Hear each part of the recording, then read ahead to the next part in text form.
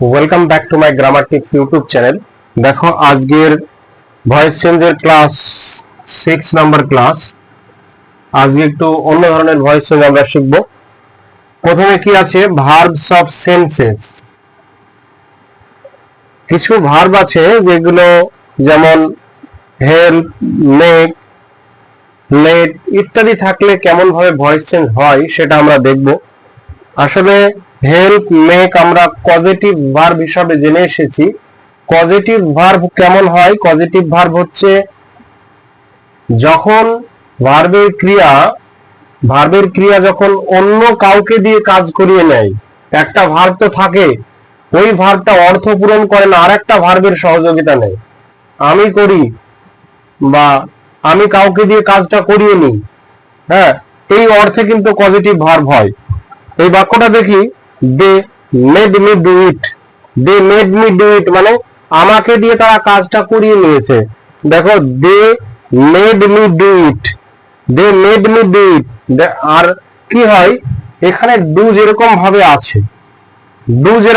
আছে, কোনো বাক্যে যখন ডু বসে তখন টেন্স অনুযায়ী বসে। হ্যাঁ, হয় ডু হয়, নইলে ডাজ হয়, নইলে ডিড হয়, হ্যাঁ, হ্যাজ ডান হয়, বিভিন্ন ভাবে বসে। কিন্তু এখানে দেখো মেড ব্যবহার হয়েছে, তারপরে আবার ডু আছে, অর্থাৎ এই যে এটা ভার্ব, এটা অন্যভাবে ব্যবহার হয়েছে।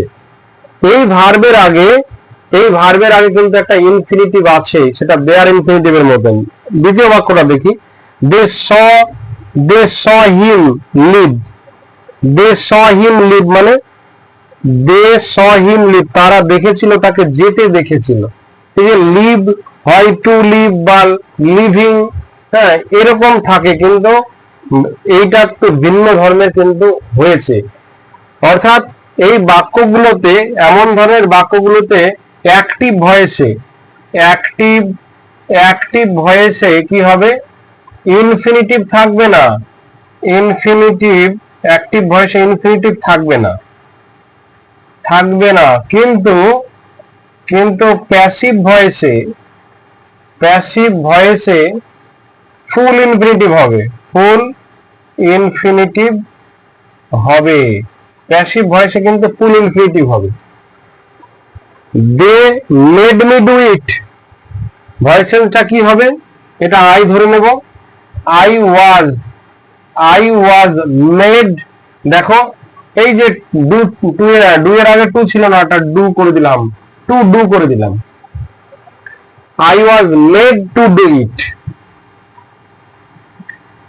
দ্বিতীয় বাক্যটা কি আছে, দে স হিম লিভ, তারা তাকে যেতে দেখেছিল।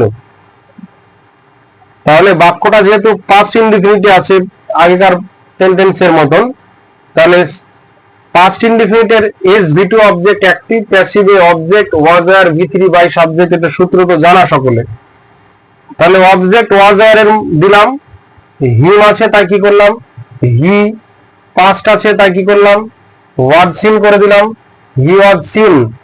বেয়ার ইনফিনিটিভটা ফুল ইনফিনিটিভ হয়ে যাবে, he was seen to leave. এটা হয়ে গেল প্যাসিভ।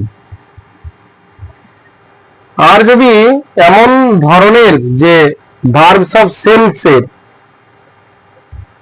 যদি কোথাও লেট থাকে, তার পরিবর্তে আমরা কিন্তু অ্যালাউড ব্যবহার করব। প্যাসিভ ভয়েসে যে বাই থাকে সব সময়, হ্যাঁ, বাই থাকে সব সময়, অবজেক্টটা ধরে সাবজেক্ট বানিয়ে নি, সবসময় ওরকম চিন্তা করলে হবে না। বাক্যের গঠনটা দেখতে হবে, বাক্যে কটা ভার্ব ব্যবহার করা আছে তাই দেখতে হবে, ভার্বটি কোনটা মূল ভার্ব সেটা দেখতে হবে, ভার্বগুলি কেমন ভাবে ব্যবহার হয়েছে, কোনো ইনফিনিটিভ নাও থাকতে পারে, একটু চোখটা তৈরি করতে হবে, ভালো করে দেখতে হবে, তারপরে ভয়েস চেঞ্জ করতে হবে।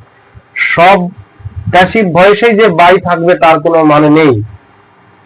দেখো, লেট আস গো, তাদেরকে অনুমতি হচ্ছে যে যাও। এই লেটের পরিবর্তে আমরা কি ব্যবহার করব, allowed. We are allowed to go, এটা প্যাসিভ হয়ে গেল। মূল ভার্বটাকে, কি ভার্বটাকে, সমাপিকা ক্রিয়াটাকে, ফাইনাইট ভার্বটাকে আমরা পাস্ট পার্টিসিপলে নিয়ে যাব অর্থ ঠিক রেখে। এটাই হচ্ছে voice change.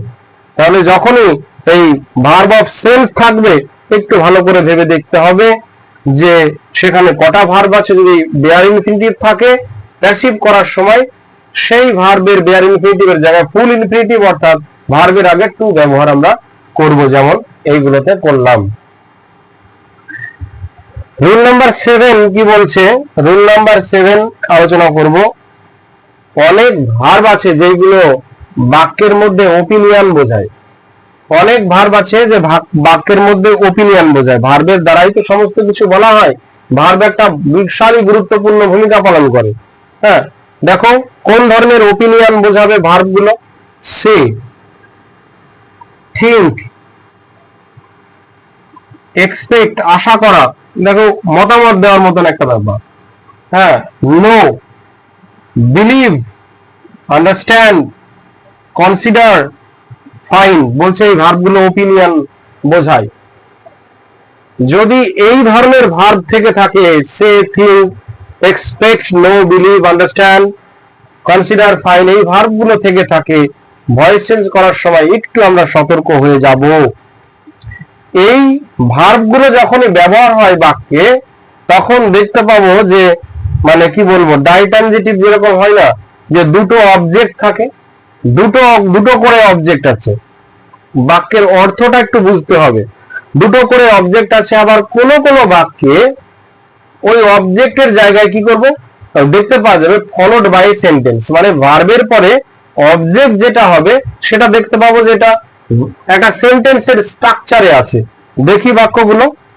They considered me a tourist.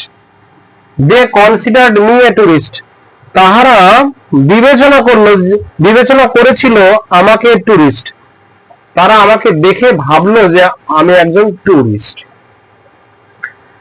তাহলে এটা পাস্ট ইনডিফিনিটে আছে, এস ভি2 অবজেক্টে আছে, মানে ফরম্যাটে আছে পাস্ট ইনডিফিনিট। এইরকম ধরনের বাক্যগুলোকে অর্থাৎ ওপিনিয়ন যেগুলো বোঝাই শব্দের দ্বারা ভার্বের দ্বারা, তার ভয়েস চেঞ্জ করব কিভাবে? দেখো দুটো সিস্টেমে তিনটে বাক্যের দুটো করে প্যাসিভ করা আছে, মানে দুই নিয়মেই করা যায়। তাহারা আমাকে টুরিস্ট ভেবেছিল, তাহলে অবজেক্ট থেকে যেরকম প্রথাগত ভাবে আমরা কি করি সাবজেক্ট বানাই,